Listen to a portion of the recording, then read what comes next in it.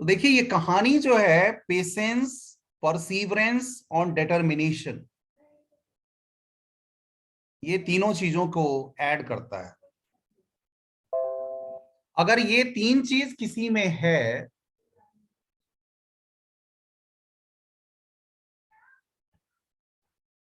he or she can overcome all odds and adversities.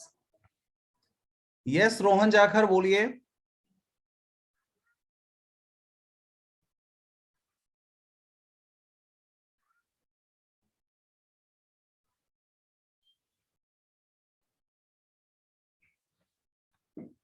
तो ये जो कहानी है इंडिगो, शॉर्ट में एक बार हम शॉर्ट में जो बात बताएंगे, मेन चैप्टर तो कंप्लीट हो चुका है कि कैसे गांधी जी ने decided to urge the departure of the Britishers, किस तरह से ब्रिटिशर्स को यहां से भगाने का उन्होंने प्लानिंग की।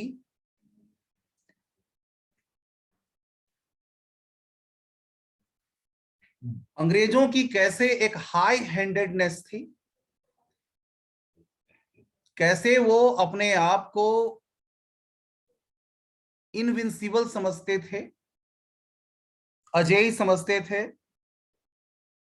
उनको लगता था कि कानून का उन पर कोई भी प्रभाव नहीं है, कानून उनका कुछ नहीं बिगाड़ेगा। अपने आप को कानून से भी ऊपर समझते थे। लेकिन इसी को कहता है ब्रिटिश हाई हैंडेडनेस। और इसके तहत वो जितने तरह से इंडिया के लोगों को, खास करके हम इस एपिसोड में पीजेंट्स की बात करेंगे, किसानों की बात करेंगे, किस तरह से किसानों को वो उस पर अपना प्रभाव जताने की कोशिश करते थे, उनको डराने धमकाने की कोशिश करते थे, उनको कमजोर बनाने की कोशिश करते थे, उनका शोषण करते थे। तो ये जो इवेंट्स है, इवेंट्स एंड फैक्ट्स, ये जो घटना है और उसके पीछे जो कुछ फैक्ट्स दिए गए हैं, ये सभी चीजें help the reader understand the method of, ये गांधीयन मेथड को बताता है। गांधीयन मेथड, गांधीयन एक्टिविज्म को बताता है। गांधी का क्या तरीका था, किस तरीके से गांधी किसी भी इशू को एड्रेस करते थे, किसी भी इशू पर वो किस तरह से काम करते थे, कैसे उसका सॉल्यूशन ढूंढते थे। इसमें दो तीन पॉइंट्स जो आया हुआ है, फिर से एक बार देख लीजिए, जो कंफ्यूजिंग है थोड़ा। एक 15% अरेंजमेंट और एक 25%, ये वाले में स्टूडेंट्स कंफ्यूज करते हैं थोड़ा। तो 15% एक्चुअली जो था वो एक ऐसी अरेंजमेंट बनाई गई थी, वहां के जो स्टेट ऑनर थे, वहां की जो जमीनें थी, वो अंग्रेजों के बीच में, अंग्रेज स्टेट ऑनर के बीच में बांट दिया गया था। वो स्टेट ऑनर जो थे,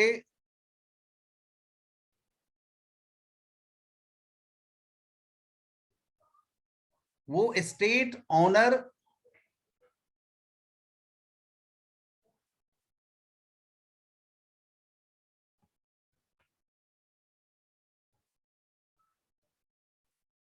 हाँ बेटे, फिर से मैं आगे बढ़ते हैं। तो तो वहां के जो स्टेट ऑनर थे एक्चुअली शेयर क्रॉपिंग करवाते थे, बटाईदारी कृषि कह सकते हैं उसको। और उसमें राजकुमार शुक्ला जैसा भी एक व्यक्ति होता है। इस शेयर क्रॉपिंग में एक्चुअली क्या होती थी कि जितनी जमीन उनको दी जाती थी, उसके 15% हिस्से पे, उसके 15% हिस्से पे इनको इंडिगो की खेती करनी पड़ती थी। ये 15% अरेंजमेंट यही है। और इंडिगो की खेती करनी पड़ती थी, और सारा का सारा जो इंडिगो होता था वो इंडिगो उनको as a rent state owner के पास दे देना पड़ता था। उसमें इनको कुछ भी नहीं मिलता था और इसकी खेती जो थी बहुत टफ होती थी।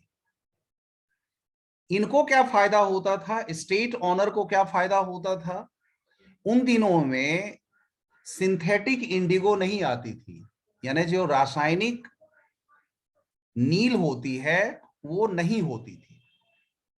तो रासायनिक नील नहीं होने की वजह से ये खेती का ही होता था और इसका इंग्लैंड में बहुत मांग थी, क्योंकि जो कॉटन इंडस्ट्रीज था, कॉटन कपड़ों कपड़ों की जो ये सारी चीजें फैक्ट्रियां चलती थी, उन कॉटन की फैक्ट्रियों में ये चीजें इंपॉर्टेंट होती थी,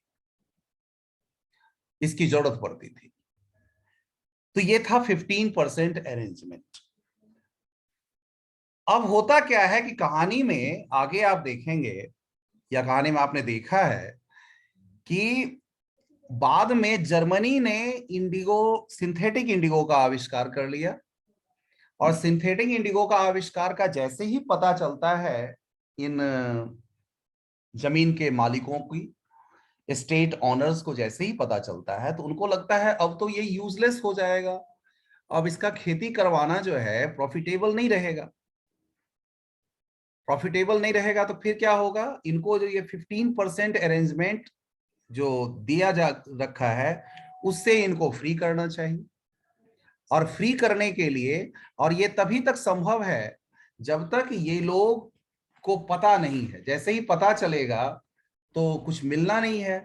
तो इन्होंने सोचा डिसीटफुली, उनको धोखे में रखकर, उन किसानों को धोखे में रखकर, what they did, they demanded some money to remove them from the 15% arrangement, कि ये 15% अरेंजमेंट वाले सिचुएशन से इनको फ्री किया जाए और इसके लिए कुछ पैसे इनसे वसूले जाएं।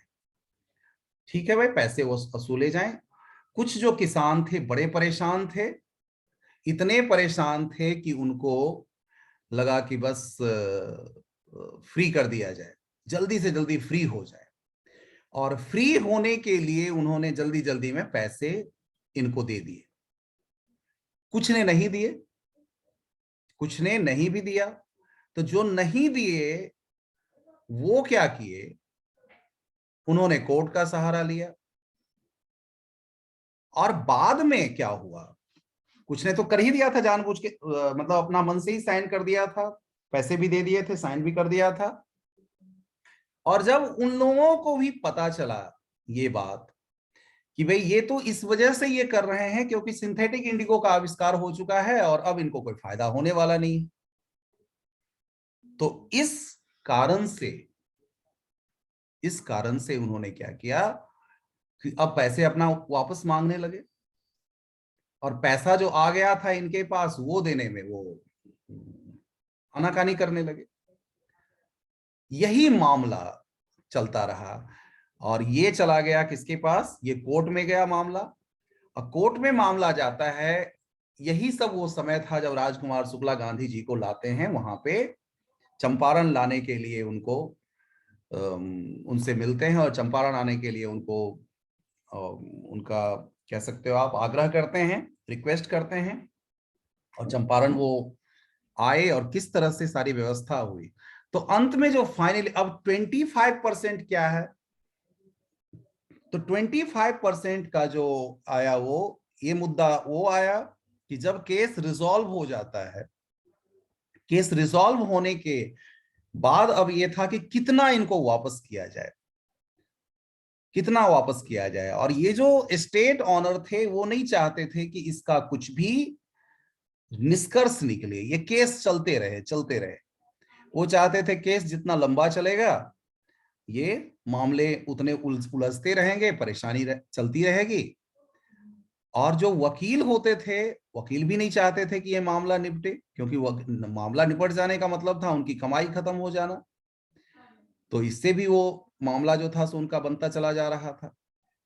तो इसमें से कोई भी पक्ष नहीं, सिर्फ किसान परेशान हो रहे थे इसमें। तो जब इनको लाया जाता है यहाँ पे तो गांधी जी ने अपने सोच समझ, अपनी बुद्धि, अपने विवेक से इसका हल निकाल लेते हैं, और ये हल इसी सेंस में निकलता है, ये हल इसी सेंस में निकलता है। और जब स्टेट ऑनर्स की तरफ से ये आता है, ये मुद्दा रखा जाता है कि हम भाई सिर्फ 25% ही देंगे, तो गांधी इस मुद्दे को लपक लेते हैं अपने हाथों में और मान जाते हैं। लेकिन स्टेट ऑनर ने कभी नहीं सोचा था कि गांधी जो है ये 25% पे मान जाएंगे। उनको भी आश्चर्य लगा, गांधी के मान जाने से उनको ये आश्चर्य लगता है, लेकिन गांधी मान गए, मामला सुलझा दिया उन्होंने। और उसके बाद का क्या परिणाम निकलता है कि indigo share cropping was nowhere to see. अब इंडिगो शेयर क्रॉपिंग जो थी सो डिसअपियर हो गई, अब वो कहीं दिखती भी नहीं थी।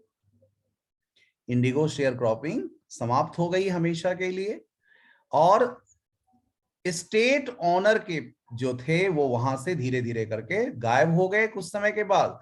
और ओरिजिनल जो मालिक थे, ओ दो बड़का के पड़ा तू खत्म करी ना बड़क ये सिस्टम मत रो जो है स्टेट ऑनर देख ले थे, सुन तो बिहारी रो लठे ओ बिहारी रो जो स्टेट ऑनर थे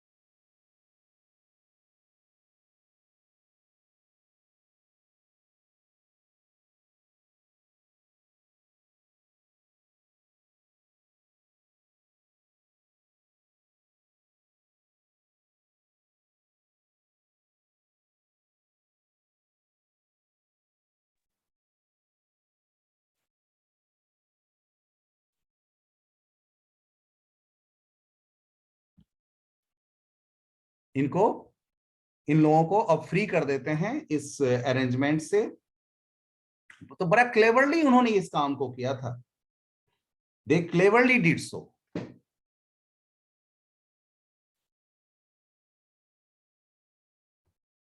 मेरी आवाज आ रही थी योगेश इस बीच में? नो सर, अब आई है। अरे मैंने लॉक किया तो सब कुछ लॉक हो गया था, मेरी भी आवाज लॉक हो गई थी। अब आई आवाज तो सर। इस समय से जो मैं क्वेश्चन वगैरह बता रहा था वो नहीं आ रही थी आवाज? कुछ नहीं आई सर, अभी आप बोलने लगे हो, अब आई है। और तेरी का। क्लेवर इससे यहाँ से। मैं मीटिंग को लॉक कर दिया था, ये मेरी आवाज भी लॉक हो गई थी। चलो कोई नहीं, रिकॉर्डिंग हो रही थी, रिकॉर्डिंग से चली जाएगी, कोई नहीं। हाँ, तो बड़े क्लेवरली इन्होंने इसको एड्रेस किया और उसका उन्होंने, बेटा ये सब समझाओ थोड़ा सा, समझे, इससे नुकसान होता है इतना, देखो क्यों करना पड़ा ये सब। बड़े आराम से हम जो है सो बोल सकते हैं, एक दूसरे से बात